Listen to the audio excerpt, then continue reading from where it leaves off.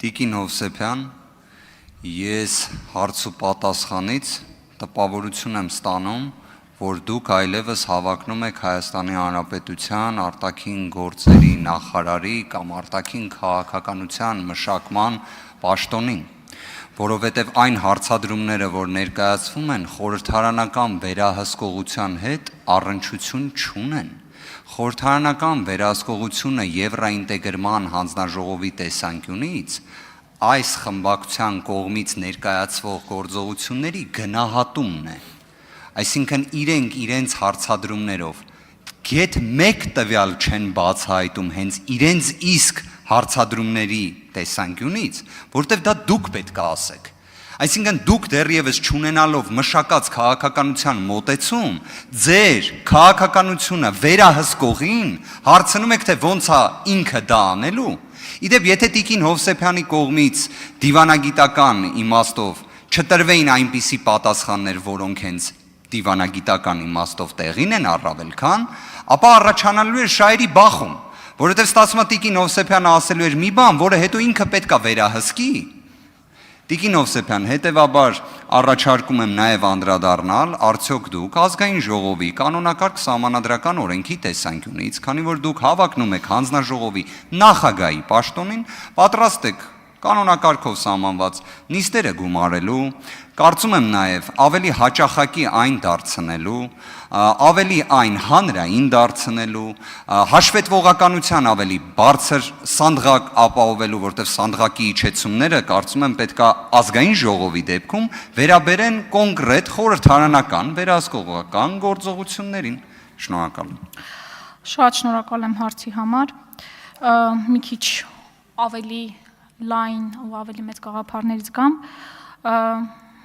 ես կարծում եմ, որ այսօր Հայաստանի Հանրապետության մի մասով անդրադարձել եմ, հիմա ավելի ընդգրկուն կպատասխանեմ, այսօր Հայաստանի Հանրապետությանը պակասում է հաշվետվողականությունը առհասարակ, պակասում է ազնվությունը, որի մասին արդեն բազմաթիվ անգամ այսօր խոսացի, եւ պակասում է հավասարակշռումը, որպեսզի գործադիրի ղեկավարը ինքը չհայտարարի, որ ինքն է հենց կառավարությունը։ Այնպես որ այս երեք կարևորագույն իմ կարծիքով կարևորագույն հանգամանքները այսօր Հայաստանում խիստ դեֆիցիտի տակ են։ Անդրադառնալով կանոնակարգին, երևի իմ եզակի դրական կողմերից մեկը խիստ աշխատասիրությունն է եւ մեր ամբողջ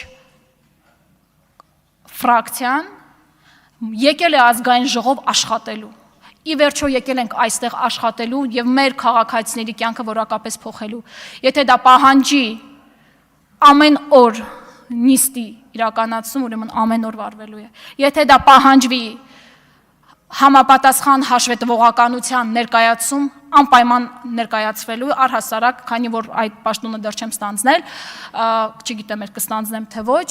բայց կողմ եմ, որպեսզի յուրաքանչյուր նստաշրջանի ներկայացվի բոլոր հանձնաժողովների աշխատանքի հաշվետվություն։ Մարդիկ պետք է հասկանան ի վերջո, մենք այնտեղ հավաքվում ենք, ինչ ենք քննարկում, ի վերջո ձեր պարգևավճարները, որ դուք ստանում եք, ինչի համար եք ստանալու, օրինակ մենք հայտարարել ենք, որ մենք պարգևավճարներ չենք ստանալու։ Օրինակ այդ ամենի համար մեր քաղաքացին իրավունք ունի իմանալու եւ այո, եթե նման հնարավորություն ինձ տրվի,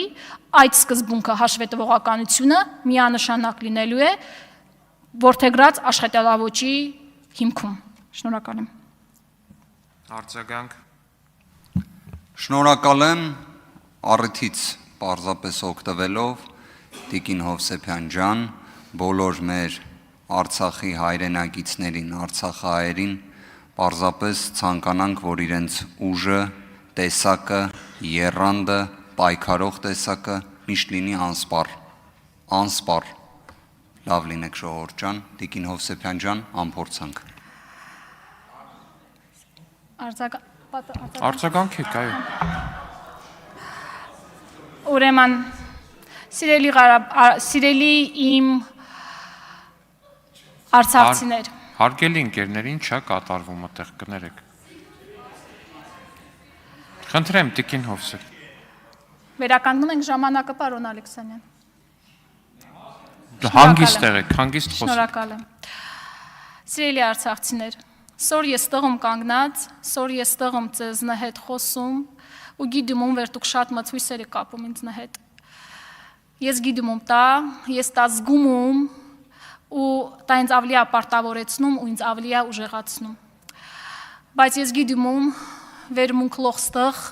օնինք նպատակ դա այնա վեր Հայաստանի Հանրապետությունը ավելի ուժեղանա, վեր Հայաստանի Հանրապետությունը ինի այն տղը շտիղան մունք օզում չնք քինյանք։